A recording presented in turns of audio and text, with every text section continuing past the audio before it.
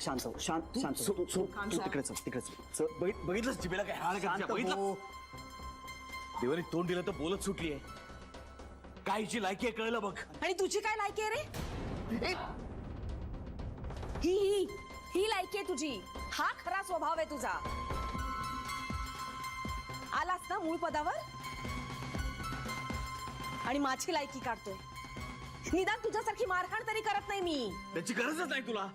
तुझं तोंडच पुरेसे आहे तेवढ्या करता. तुझ्या तोंडातून काय अमृत वर्षा होतो ना, तो ऐकलाय मी बरेच वर्ष. काका तू तुझ्या खोलीत जा. का मी का जाऊ? मी का जाऊ? अरे तिला झालं सांग ना. आणि तिला हेही सांग माझ्या आईला वाटेल ते बोललेलं मी खपवून घेणार नाही. तुझ्या त्या जान्हवीच्या भावानी तुझ्या आईशी कसंही वागलेलं चालतं तुला. आणि मी माझ्याच आईशी कसं वागायचं हे तू शिकवणार आहेस मला. बेबी आत्या प्लीज शांत हो. हेच हवंय तुझ्या त्या जान्हवीला. तिला आपल्या या घराचं सुख बघवत नाहीये. आधी माझ्या आणि कांतामध्ये भांडण लावून दिलं, आता ती तुझे कान फुंकतीये. इनफ बेबी आत्या, इनफ.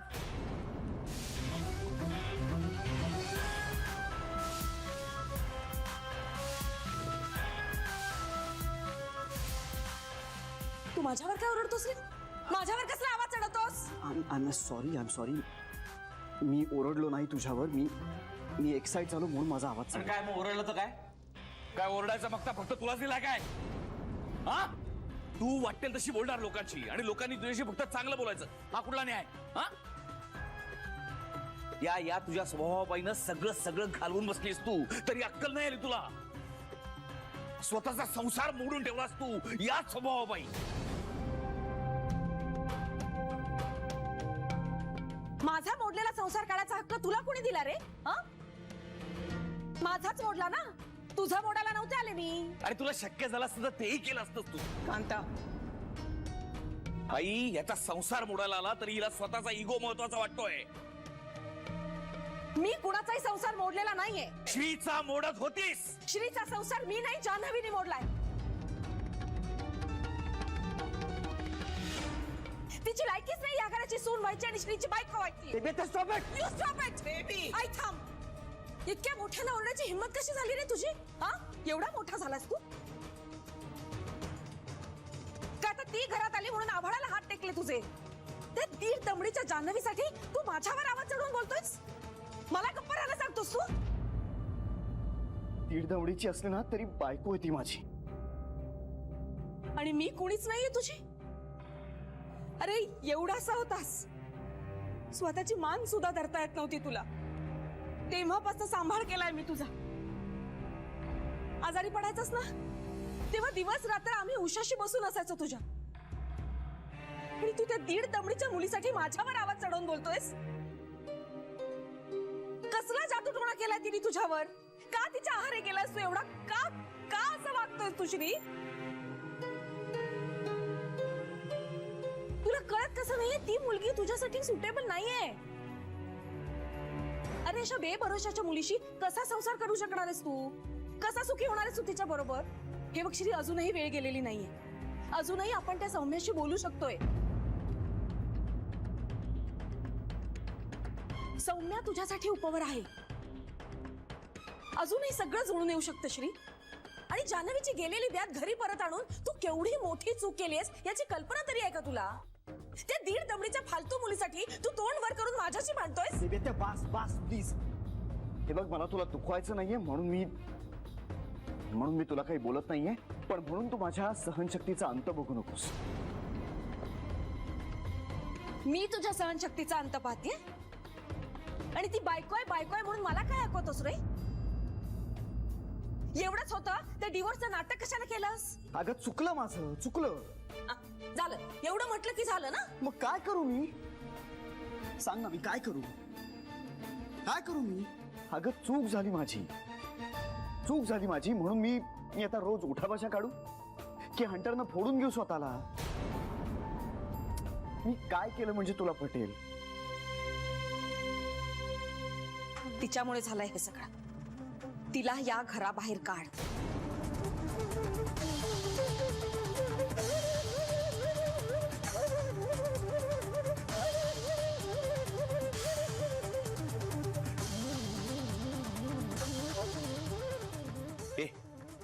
तू कोण आहेस तिला घराबाहेर काढणारी? कोण आहेस तू? अहो, हे घर माझंही आहे. तुझं कुठलं घर बेबी? तुझं कुठलं घर? तुझं घर तू तुझ्या स्वतःच्या हाताने तोडलंयस, तुझ्या या फटकळ आणि घाणड्या स्वभावामुळे.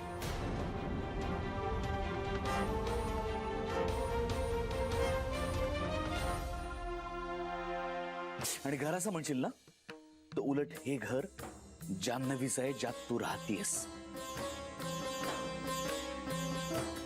बघितलंस आई?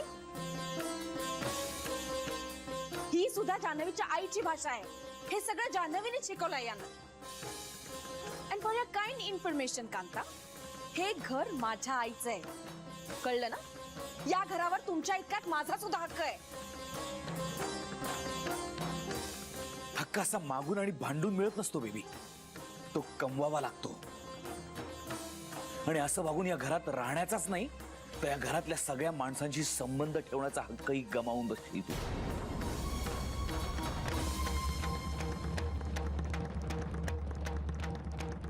वा, हे सगळं ना जान्हवीच्या आईने शिकवलंय. तिची ती थर्ड क्लास आई आणि तसलीच ती भिकारडी मुलगी. दोघींना मिळून आपल्या या घराचा वाटोळा करायचा आहे. ज्या दिवसापासून जान्हवी आली ना घरात, त्या दिवसापासून घरात भांडणं सुरू झाली आहेत. कारण तिला तिच्या माहेरच्या माणसांना या घरात आणून ठेवायचं आहे. इनफ बेबी, ते इनफ. आता ह्यापेक्षा जास्त नाही सहन करू शकणार. जान्हवी ही माझी बायको आहे. तुला कळतंय का तू काय बोलतेस ते? अगं किती सेन्सलेस बोलतेस तू. अगं तू त्यांना नावं ठेवतेस, तू काय वेगळं करतेस? त्यांनी त्यांच्या मुलीचा संसार मोडायचा प्रयत्न केला, पण तू तर त्याच्या पुढची पायरी गाठलीस. तुझ्या स्वतःच्या मुलाचं दुसरं लग्न जुळवण्याचा प्रयत्न केलास तू. संसार मोडण्यासाठी तू तिच्या आईला थर्ड क्लास म्हणतेस. मग तुझं काय? तुला काय म्हणायचं आम्ही?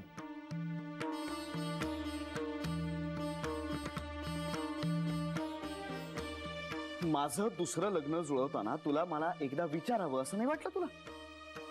माझ्या सुखाची तुला इतकीच पर्वा आहे ना, तर मग माझं सुख नेमकं कशात आहे हे कळलं नाही का ग तुला? मी इथे जान्हवीसाठी तळमळत असताना तू तिचा नंबर माझ्या फोन मधून ब्लॉक करतेस. मी काही बोललो नाही, गप्प राहील. तिला तू घरातनं परतवलंस तेव्हाही काही बोललो नाही. म्हटलं जाऊ दे जाऊ दे. पण तुला काही कळतच नाहीये. प्रत्येक गोष्टीला ना एक लिमिट असते बेबी आत्या. काय गरज होती ग हे सगळं करण्याची? अगं जोडता येत नसेल ना, तर निदान तोडण्याचे तरी प्रयत्न करू नकोस ना. तटस्थ राहा ना. माझ्या दुसऱ्या लग्नाबद्दल जान्हवीला सांगून तू तिला किती हर्ट केलंयस कळतंय तुला? तुझं हे असं वागणं आम्हा दोघांसाठी किती महागात पडलं असतं याची कल्पना तरी आहे का तुला? मी लक्ष देत नाही, छोट्या छोट्या गोष्टींचा इश्यू करत नाही, जाऊ दे असं म्हणून सगळं सोडून देतो. पण तुला कळतच नाही बेबी त्या नात्यांच्या मर्यादांचं उल्लंघन करणं थांबवतच नाहीयेस तू.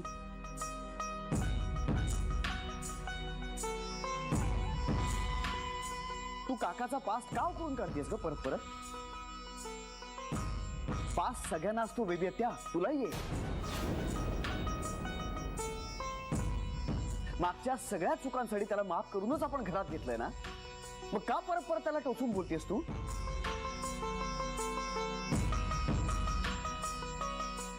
बेबी त्या तो सगळं विसरण्याचा प्रयत्न करतोय आणि तू त्याला का त्याची जाणीव करून देतेस? हे बहिणीचं प्रेम आहे का तुझं?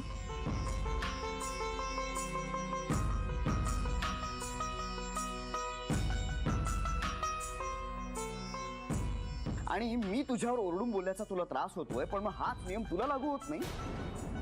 अगं तू आई आजीवर फक्त ओरडूनच नाही तर तिला टोचूनही बोलतीयस.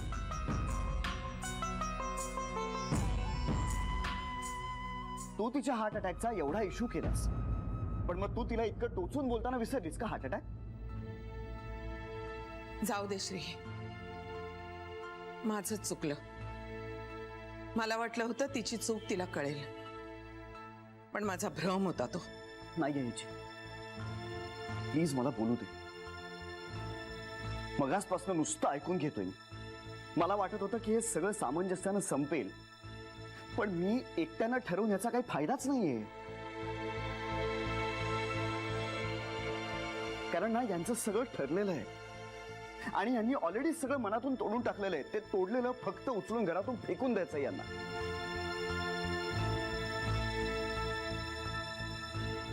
कारण हे घर माझंही आहे. बेब्या, हे घर आईजीच आहे, आपल्या कोणाचंही नाही. तुझी आई आजी माझी आई आहे. जन्म दिलाय तिने मला. मग हे तू बोलताना विसरतेस. आणि जिच्या घरावरच्या हक्काची टिमकी वाजवतेस तू, तिला काय हवं आहे याचा एकदा तरी विचार केलास? तुझ्या या आईला वाटेल ते बोलतेस, तेव्हा कुठे गेला तो हक्क? मग तिने जान्हवीची बाजू का घ्यावी? आणि तो पिंट्या, मला तिथं बोलायचंच आहे. पिंट्याविषयी ना मला बोलायचंच आहे. मला मान्य आहे की त्यांनी माझ्या तोंडाला काळं फासलं, आपल्या घराचा मान ठेवला नाही, मला सगळं मान्य, चुकला तो.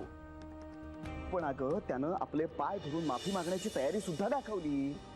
पुन्हा पुन्हा तो क्षमायाचना करत होता, कारण त्याला त्याची चूक कळली होती. घाबरला होता तो. आणि त्यांनी केलेल्या चुकीच्या मानानं त्याची सगळ्यांनीच शिक्षा भोगली ऑलरेडी. जान्हवी माहेरी गेली कारण त्याला काहीतरी कारण होतं, आणि तेच कारण मला तुम्हाला सांगायचं होतं केव्हापासून.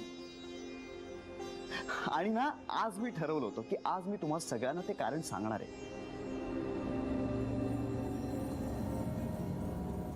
इतकं सगळं जर तुमच्या मनात साचलं असेल ना, तर मग ते सांगून काही बदलेल असं नाही वाटत मला. आता मलाच नकोय काहीच नको येत ना मला. तुम्हाला जे वाटतंय ना तसंच राहू दे सगळं. तुम्हाला एखाद्याचा राग करण्यात आनंद मिळतोय ना, तर तो आनंद मी तुमच्यापासून हिरावून घेणार नाही.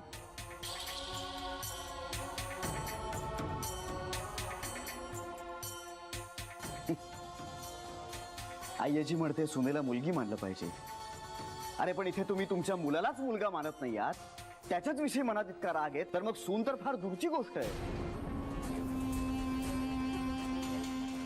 आणि मुळात तुम्ही तिला आता सून मानतच नाही म्हटल्यावर तिच्याविषयी काही बोलण्याचं किंवा तिच्याबद्दल काही सांगण्याचं प्रयोजनच उरत नाही. अरे मलाही काही इंटरेस्ट नाही रे तिच्याबद्दल ऐकण्यात. ते कळलं बेबी, त्या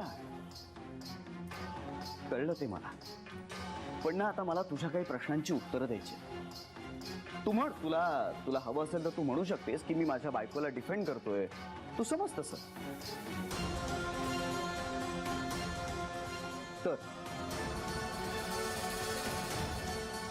जान्हवी आयजीला भेटायला आली नाही कारण ती स्वतः त्यावेळी हॉस्पिटलमध्ये ऍडमिट होती.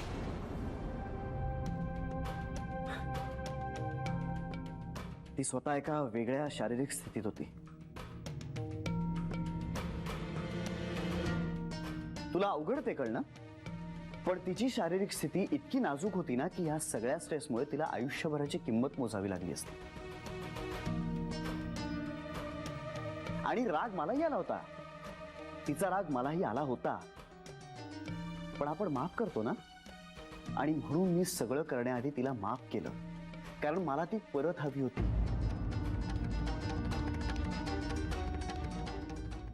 आणि मग मला तिच्या चुकांचं व्हॅलिड रिझन कळलं, आणि तेच व्हॅलिड रिझन मला तुम्हा सगळ्यांना आज सांगायचं होतं. पण आता ते सांगून काही उपयोग नाहीच आहे, कारण ते सांगून काही फरक पडेल असं नाही वाटत मला. आणि आता माझीच इच्छा नाहीये तुमच्याशी काही शेअर करण्याची. याची मी काय सांगू यांना, आणि का सांगू ग? काय उपयोग आहे मला, सांग ना, का सांगू मी यांना? नाही, नको, खरंच नको, नको नको, काहीच नको. सगळं ना निरर्थक आहे, सगळं फोल आहे. I am sorry. मी तुमच्या बरोबर काही शेअर करू इच्छित नाही. प्लीज तुम्ही यांना काही सांगू नका.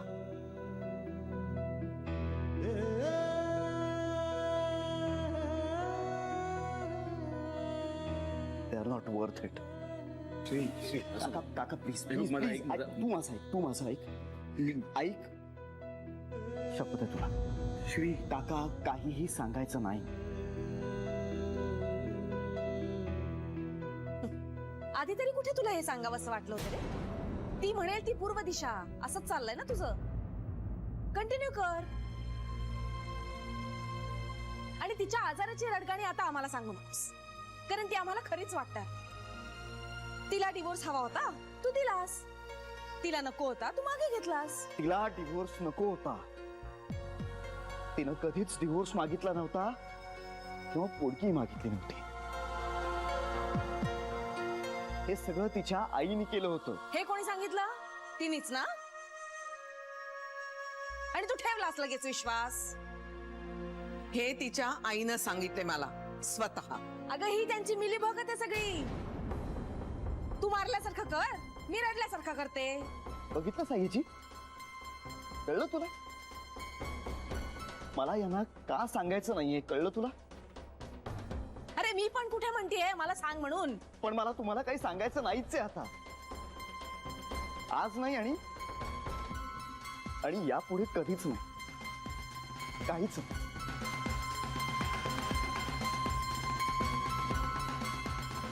हे बघ, तुला जे म्हणायचे ते म्हण.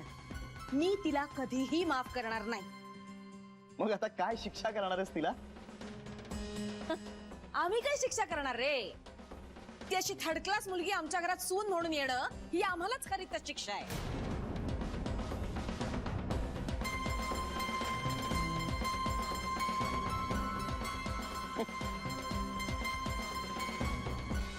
गरज नाहीये काहीच स्वतःला शिक्षा करून घेण्याची.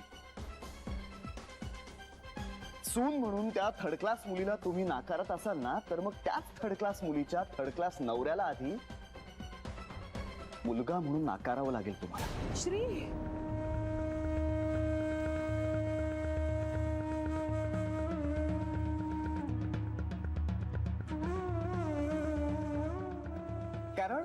कारण ती कितीही थर्ड क्लास, कितीही डाऊन मार्केट, कितीही बुरसटलेली, कितीही तेलकट असली ना, तरीही माझं प्रेम आहे तिच्यावर. कारण ती बायको आहे माझी. आणि त्याहीपेक्षा महत्वाचं म्हणजे ती आत्ता ना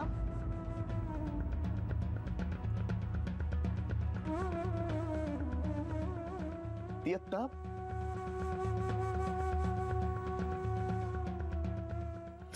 श्री श्री शांत हो. तू शांत हो. हे बघ, कुणाला काही सांगत बसू नकोस तू. आणि हिच्याशी तर काही बोलण्यातच अर्थ नाहीये. हा,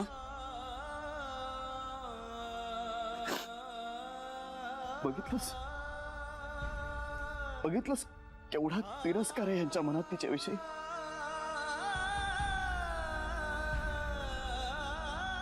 आणि तिचा तिरस्कार म्हणजे माझ्या निवडीचा तिरस्कार करते ती. माझं प्रेम नाकारते ती.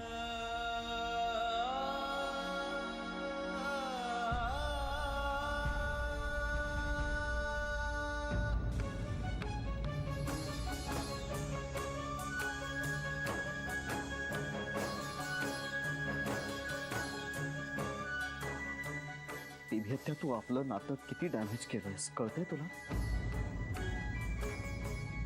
रिपेअर होण्या पलीकडे डॅमेज केलंयस तू, जाणवतंय तुला?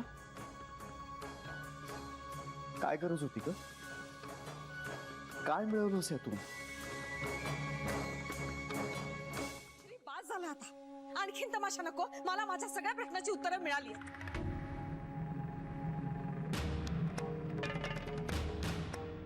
आता ना काही माझ्या प्रश्नांची उत्तरं तू दे. जान्हवी आय्याजीला भेटायला आली नाही हे तुला आठवतंय, पण तिनं या घरासाठी काय काय केलंय हे नाही आठवते तुला?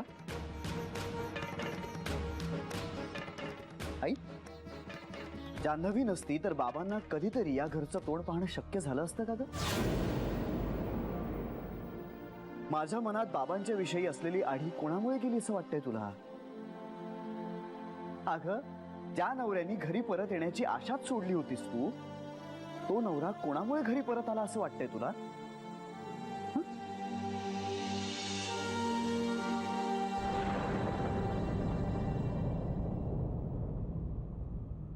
छोटी, काय ग, तू काकाला चोरून चोरून भेटायचीस? काय झालं? काय झालं? सांग ना. श्री, मी काय चोरून चोरून भेटणार आहे? मी काय केलंय? छोटी, काय ग, तू काकाला चोरून चोरून भेटायचीस? काय झालं? सांग ना. छोटी, काय ग, तू काकाला चोरून चोरून भेटायचीस?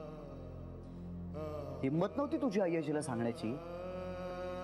आणलं ना, जान्हवीनच काकाला घरी परत आणलं ना.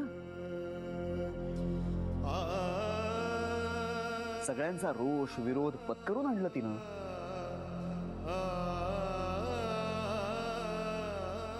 आग आणि काकालाच कशाला? ज्या आईजीशी भांडून मी स्वतः घर सोडून बाहेर गेलो होतो, जान्हवीनच मला घरचा रस्ता दाखवला. विसरलीस तू?